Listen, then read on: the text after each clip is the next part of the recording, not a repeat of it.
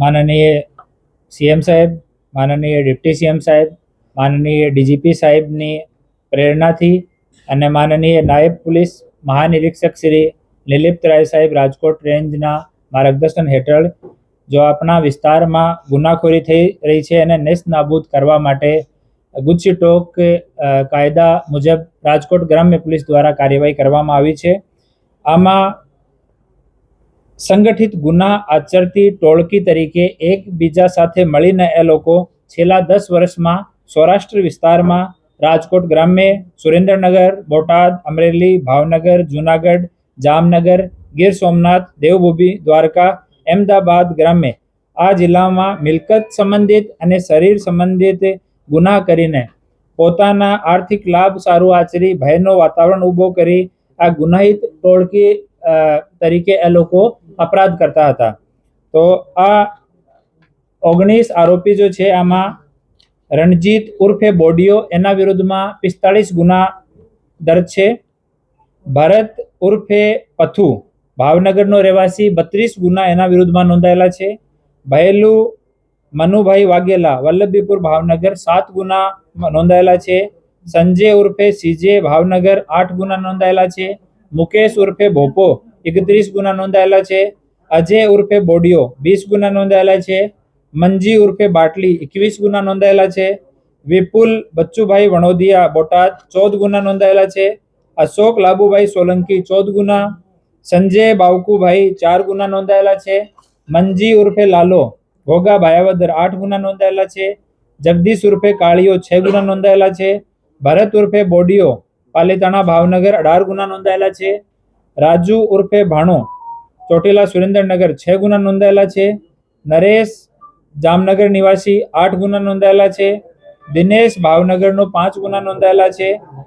અજીત ટીલો 5 ગુના. અર્જુન ભગવાનસિંહ વાઘેલા ભાવનગર 4 ગુના નોંધાયેલા છે. હીરા ઉર્ફે નાનો ગઢડા બોટાદ એમાં 4 ગુના નોંધાયેલા છે. આમાં પૂરી ટોળકી વિરુદ્ધમાં 92 જેટલા છેલ્લા 10 વર્ષમાં ગુના નોંધાયેલા છે. અને આ ટોળકી જિલ્લા વાઇઝ આપણે જોઈએ તો રાજકોટ ગ્રામ્ય જિલ્લામાં એના વિરુદ્ધમાં 14 ગુના હતા. ભાવનગરમાં 27 ગુના, અમરેલીમાં 11 ગુના, બોટાદમાં 19 ગુના, જૂનાગઢમાં 3 ગુના, ગીર સોમનાથમાં 4 ગુના, દેવભૂમિ દ્વારકામાં 2 ગુના, જામનગરમાં 4, સુરેન્દ્રનગરમાં 6, મોરબી 1 અને અમદાવાદ ગ્રામ્ય 1. આમ કુલ 92 ગુના આ ટોળકી વિરુદ્ધમાં આપણા સૌરાષ્ટ્રના અલગ અલગ જિલ્લાઓમાં દાખલ હતા. અને મૂળ આ લોકોનો દિવસની અને રાત્રિની ઘરફોડનું કામ છે. આ ટોળકી વિરુદ્ધમાં 67 જેટલા ગુના ઘરફોડના, દિવસની ઘરફોડના અને રાત્રિની ઘરફોડના છે. આ સિવાય 13 જેટલા સાદી ચોરીના બીજા ગુના પણ આ લોકો વિરુદ્ધમાં દર્જ છે. આ સિવાય લૂંટ, બલાત્કાર, ગેંગ કેસ આદિ ગુનાઓ પણ આ ટોળકી વિરુદ્ધમાં દાખલ છે. આ ટોળકી વિરુદ્ધમાં ગુજસીટોક એક્ટની કલમ 3.1 ની પેટા કલમ 2, 3.2, 3.4 અને 3.5 મુજબ ગુના દાખલ કરવામાં આવ્યો છે. જેની તપાસ અમારા ડીવાયએસપી જેતપુર શ્રી રોહિત ડોડિયા કરી રહ્યા છીએ. આ કામગીરી કરવામાં રાજકોટ ગ્રામ્ય જિલ્લાની એલસીબીની team, PI VV Odedara, PSI Chavda, PSI Goyal, PSI Bhimani અને પીએસઆઈ પીએન ભરવાડ અને એની ટીમ દ્વારા આ પૂરી કાર્યવાહી કરવામાં આવી છે. હાલ આ 19 આરોપીઓમાંથી 15 આરોપીઓને 11 આરોપીઓને હસ્તગત કરવામાં આવ્યા છે. 4 આરોપી હાલ ઓલરેડી જ્યુડિશિયલ કસ્ટડીમાં છે અને 4 આરોપીઓની તપાસ હાલ અમારી ટીમ કરી રહી છે, જેને પકડવામાં આવશે.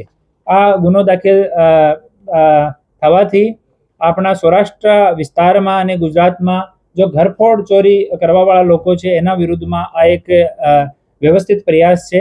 અને આમાં અમારા ડીઆઈજી શ્રીનું મહત્વપૂર્ણ માર્ગદર્શન પૂરા કેસ દરમિયાન હતો. આ ટોળકીનો મુખ્ય સૂત્રધાર રણજીત છે, જો હાલ વોન્ટેડ છે. એની અમે લોકો તપાસ કરી રહ્યા છીએ. પણ આનું કોઈ તમામ જો છે ને ભાવનગરની એક ચોરી કરવાવાળી ટોળકી તરીકે એ લોકો ફેમસ હતા. અને આમાં અલગ અલગ ગ્રુપ બનાવીને કોઈ ગ્રુપમાં આમાંથી 5 લોકો હતા, કોઈમાં 4 હતા, કોઈમાં 3 હતા. અલગ અલગ ગ્રુપ વાઇઝ એ લોકો પૂરા આપણા વિસ્તારમાં ચોરીઓને અંજામ આપતા હતા. રાત્રિની ઘરફોડમાં જો પણ ઘર ખાલી મળે, રેકી વગેરે એ લોકો નહીં કરતા. મોસ્ટલી બાઇક ઉપર નીકળે, જો પણ ઘર ખાલી મળે અને વાપસ આવવાનો 1 કલાકની અંદર ચોરી કરીને નીકળી જવાનો. ફોનનો ઉપયોગ એ લોકો નથી કરતા. અને જ્યારે પણ ઇવન ઘરનો જો ફોન ઉપયોગ કરે છે, જ્યારે પણ આ લોકો જેલમાં જાય છે તો બહાર નીકળતી જ વખત ફોન અને સિમ ચેન્જ કરી નાખે છે. સાહેબ, આ લોકોનો કઈ મિલકતો ભેગી કરી એવું ખરા ને જપ્તી માટે કેટલી હોય એવું પ્રાથમિક અંદાજ કોઈ? આમાં મિલકત સંબંધિત તપાસ હાલ ચાલુ છે. આમાં અલગ અલગ સરકારના વિભાગોથી અમારે માહિતી લેવાની હોય તો આ જ સરકારના તમામ વિભાગોને અમે લોકો માહિતી આપવાના છીએ. અહીંયાથી જેમ જેમ માહિતી મળશે તો એક વખત કલેક્ટ થયા પછી અમે આપ લોકોને ઇન્ફોર્મ કરીશું. હા, આમાં મિલકત જપ્તીનો પ્રોવિઝન છે અને મિલકત જપ્તી માટે કલમ પણ આમાં જો 3, 5, 6 કલમ આ પણ લગાવવામાં આવી છે.